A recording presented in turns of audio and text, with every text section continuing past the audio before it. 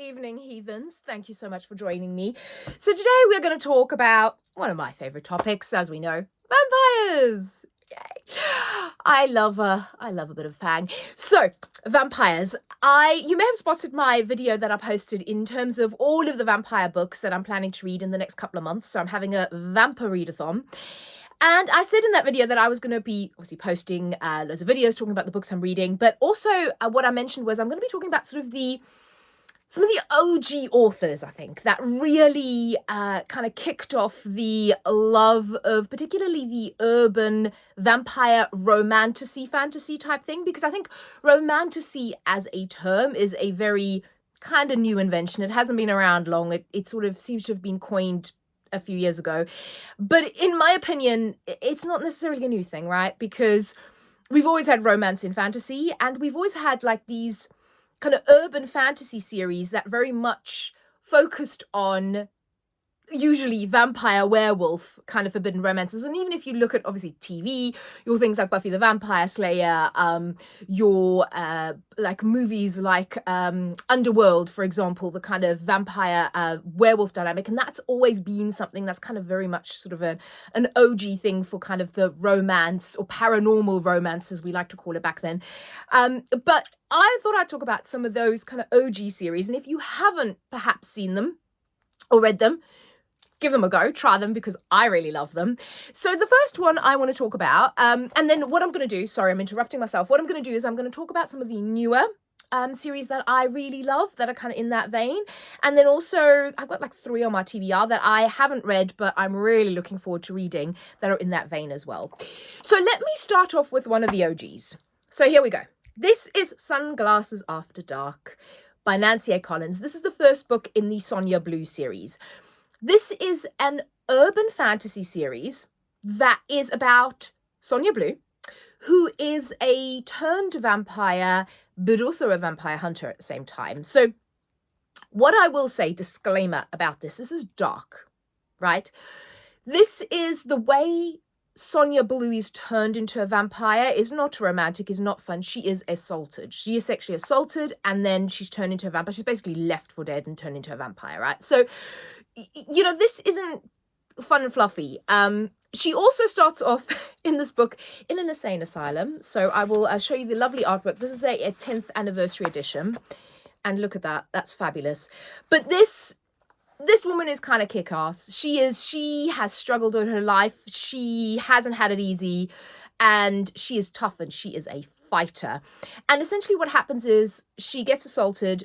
She's turned into a vampire, kind of doesn't know what to do with herself. She works as a prostitute for many years, and then is kind of picked up by a mentor of sorts who teaches her to become a vampire hunter.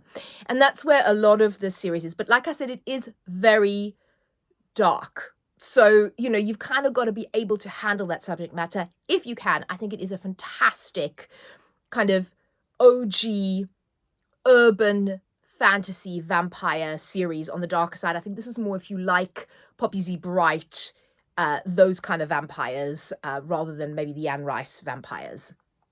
Then the next sort of OG author, in my opinion, sorry, that fell on the floor again. I swear, I drop everything every day. Laurell K. Hamilton. So this is Laurell K. Hamilton's Guilty Pleasures. This is the first book in the Anita Blake Vampire Hunter series. And I will say, again, all of the kind of romantasy talk around Faye as well, I'll do a whole nother video. But Laurell K. Hamilton, she was the queen of Faye smut, in my opinion. Just saying. She's also the queen of vampire smut. So this series does get spicier as we go along. It has many, many books. I think a new one just came out. So honestly, if you like this, you can just keep going. You can keep going.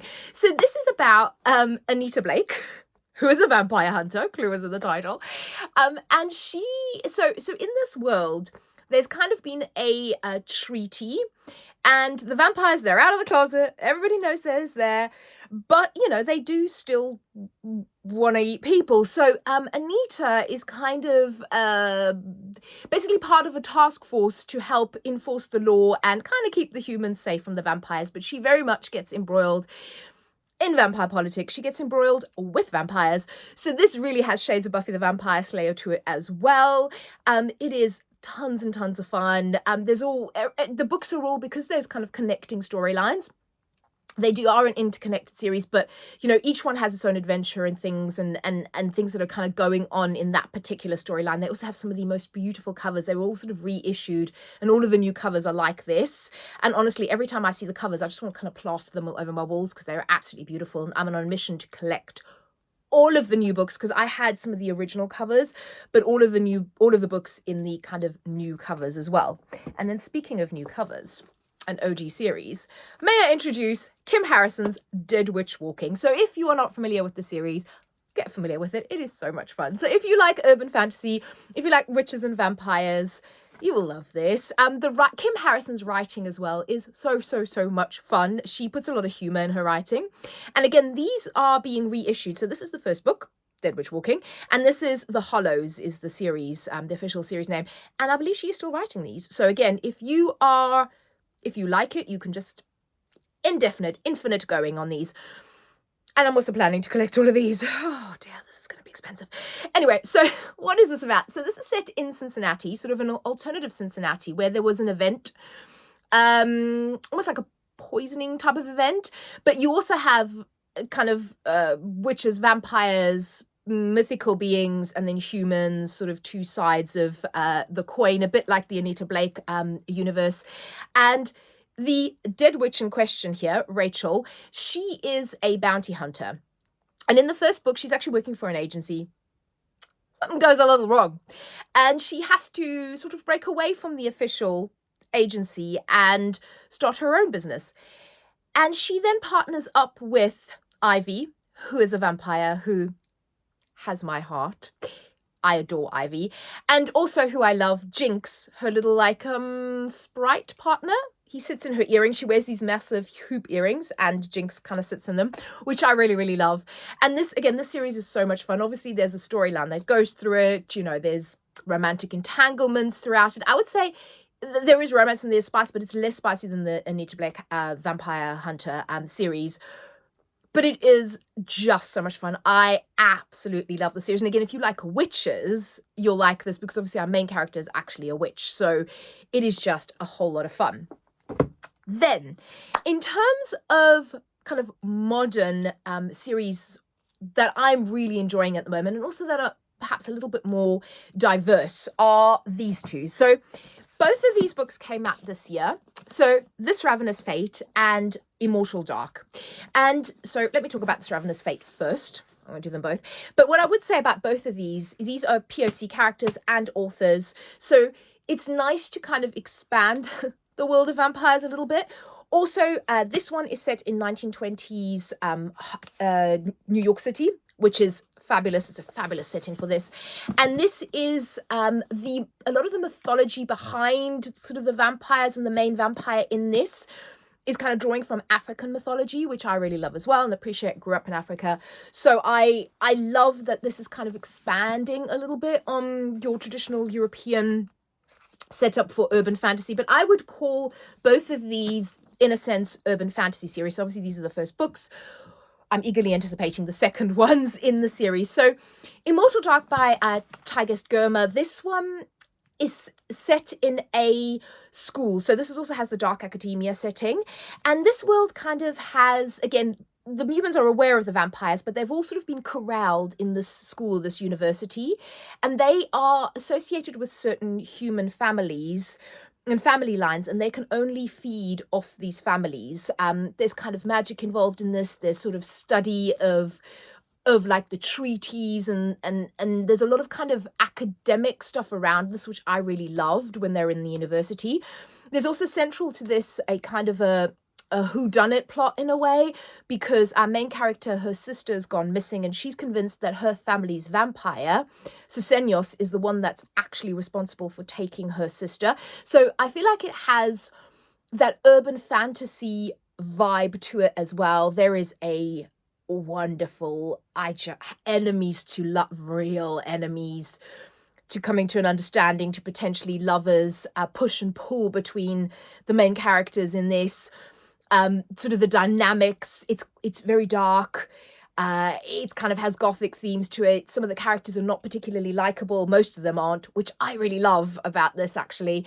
But I just fell in love with this series this year, so I cannot wait for the second one. And I think if you're looking for an urban fantasy series, a new one with a slightly new spin on it, this is definitely a good one. And then this one, I just adored this Ravenous Fate. So this is kind of, again, that almost vampire hunter dynamic. So our two main characters here, Layla, she was turned into, they're called revenants in this world, but she was turned into a vampire. And her best friend is actually the daughter of a kind of a steel magnate. So as in steel, the iron, the yeah. And they make, only the steel can make weapons that can actually kill revenants in this world. And her family is kind of, their mission is to eradicate vampires. So it's very much, again, enemies to lovers. This is also sapphic, but also that kind of vampire hunter. And again, this has a central mystery to it where people are being killed. You're trying to work out what's happening to the vampires or the revenants in this world. These two have to work together to try and solve the kind of whodunit, the murder mystery. So it very much gives that urban fantasy vibes, but again, people of color, something a little bit different, and it kind of builds on a lot of those themes that were created, you know, in the late 90s, early 2000s in terms of the urban fantasy series. Then one that isn't urban fantasy, that's more high fantasy, that I adore, is Serpent and the Wings of Night by Carissa Broadbent. I love all of these books. I've literally just picked up the new one. I'm going to be doing a Carissa Broadbent video. I've read both of these and the novella as well in this series. And this is, like I said, this is more high fantasy. It's in a fantasy world where you have our main character who, she's a human, but she's adopted by the Vampire King. And in this first book, you have a tournament that she enters in order to get a wish from the goddess of death, Nyaxia, to grant her power. Because as you can imagine, a human, as the daughter of the Vampire King, is constantly being sought out to feed the vampires. She kind of needs power. And in the course of this tournament, this first book kind of follows the tournament as it goes along. She teams up with Rain, who is a very powerful vampire. And they may or may not fall in love. Of course they do. It's wonderful. It is one of my, this is one of my top books of the year. 6-star read. Absolutely adored it. Loved the second book. Cannot wait to read the third one. The third one is actually, they're duologies within a larger series. So the third one is actually about a different character that we first met in these books. So cannot wait to read that. But I highly recommend Carissa Broadbent. If you want a more, like, you still want the battles, but you want it, and you want your vampires more in a sort of a high fantasy setting, I think those work well. Then if you like, I'm going to recommend these two because these are part of my vampire reading TBR that I was talking about, and they're actually by the same author, which I didn't really realize. They're by Margie Fuston, and this is Cruel Illusions, and this one is The Revenant Games. Now, if you like that kind of tournament game aspect, I think both of these will appeal, particularly this one. So The Revenant Games, you've got our main character, Bly? Is Bly or Elsie the main? Yes, Bly. So she and her sister are kind of, they live in a town where they are humans, and the humans are very downtrodden, and they're basically seen as blood banks for both the vampires and the witches. And what I like about this is kind of the witches are also the bad guys. Quite often in urban fantasy, the vampires are painted as the bad guys and the witches are not. Not in this one. So the vampires need the humans to feed off of, and the witches need human blood for their spells. So she, and obviously the humans not that happy with the situation, but anyway, they have to try and forage for food. She makes her sister go out with her into the forest, which is quite dangerous because on one side you've got the vampire village, and the other side you've got the witch village, so venturing out into the woods is not always the best idea. But they basically are foraging for mushrooms, and then her sister is killed by a spell, and she wants to seek revenge. And in order to do so, she has decided to enter these Revenant Games. And you can either work for the vampires in this game, or you can work for the witches, and your prize is different depending on which ones you work with. So if you work with the witches and you manage to capture a vampire, you are granted a spell essentially to bring someone back to life. So as you can imagine, she wants to bring her sister back to life. And if you are working with the vampires, you are granted immortality. So this, and then then the story kind of goes from there, and it's a lot of fun. Just a great time with this book. I think this is a YA book, but which you can kind of tell, but still I'm having a great time. I think it's fun. There's no spice in this. There's an underlying love story, but it's not, as you can imagine, YS, it's not terribly spicy. So if you don't like a lot of spice, but if you like the idea of this tournament, you like the idea of the witches and the vampires, and really are not a clear thing of who's the bad guy and who's the good guy, this is a lot of fun, so I would recommend that. And then Cruel Illusions, I'm not that far into it, but I thought I'd mention this as well, because again, it's by the same author, and this one was billed to me as Caraval meets Buffy the Vampire Slayer, and I get why. So in the beginning of this book, our main character, she goes, she's in, it's really sad, the beginning of the book, so her and her brother are in a foster care. And she's 17, she's about to turn 18 and graduate, but her life's kind of going nowhere. She's not happy. Her parents were both killed when they were very young, so I think she was like 8 or 9, I believe, at the time. And her brother was even younger. So they've kind of been bouncing around the foster system ever since. And her parents were actually magicians, so they had a magic act that she kind of remembers, and that was something that she really loved. And one night she's kind of walking around, and she sees this kind of show at this club, and it's a magic show, so she's drawn to it. Also, what you find out very early in the book is that when her mother was killed, she saw that it was a vampire. And at the time, no one believed her, but then a few years later, the vampires came out of the closet. So you see how it connects with the others. And now you have this sort of underlying treaty or tension with the vampires and the humans. But she goes off to this magic show and she sees things.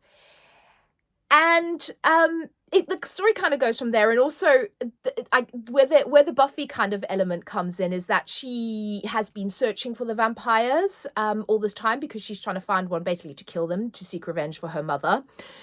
But there's all sorts of other things going on as well. It's interesting. It's fun.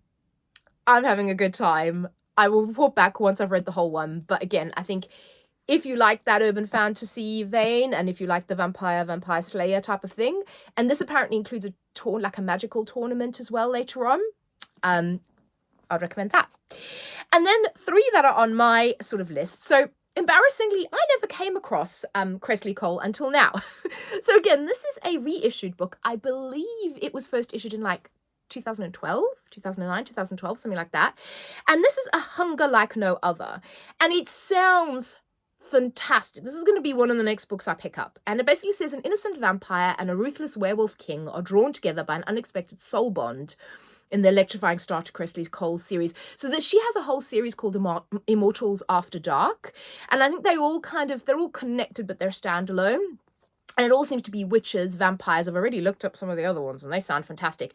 But this is vampire werewolf. So that, again, OG, right? Going back to those OG urban fantasy series, going back to your kind of underworld type of series, Blades, vampires and werewolves. So in this one, the werewolf king is being held hostage by vampires in the Paris catacombs. And literally that was all I need to know. And then she is a half vampire, half Valkyrie, Emmeline. And, I think things might get a little steamy from there. But that just sounds, again, that's just really taking me back to my OG urban fantasy roots. And I cannot wait. Then one that I picked up because the cover is divine. Now, I don't know if this includes vampires. So it's a bit of a cheat. But because we've been talking about vampires, werewolves, I mean, we think it includes werewolves, right? So this is Moonstone by Laura Purcell. Also, I've read quite a few Laura Purcell books and I love them. And this is, I think, her YA book. And it says, don't misbehave, beware the moon, never go out after dark. And I also believe that this is sapphic. So it says that following a scandal at the Vauxhall Pleasure Gardens, Camille is sent to the woods to live with her reclusive godmother and her strange daughter, Lucy. She's cast out of polite society, and she has to learn to live by her grandmother's strict rules. And then Camille has never met anyone quite like Lucy before, and as they grow closer and cross forbidden boundaries, strange things begin to happen. Mysterious deaths, claw marks raking the doors, and nights are piercing by the howls of the creatures that sounds almost otherworldly. So, vampire adjacent if there's no vampires in here, but werewolves. Come on, werewolves. It has to be done. And then speaking of vampires and werewolves, to end it, one that you've probably heard of before. This is Bride by Ali Hazelwood. It has been on my TBR for ages, but it is essentially a romantasy between a werewolf and a vampire. So I believe the vampire queen, Misery, which is Misery Lark, what a great name, is basically forced or married off to the werewolf alpha. And this is their romance and their story. And I'm looking forward to reading that. So that is me for tonight. Let me know if you've read any of those. If you have any OG vampire, urban fantasy, werewolf fantasy that you want to recommend. Let me know if you've read any of those, what you think. Have a wonderful evening, and I will speak to you all soon. Bye.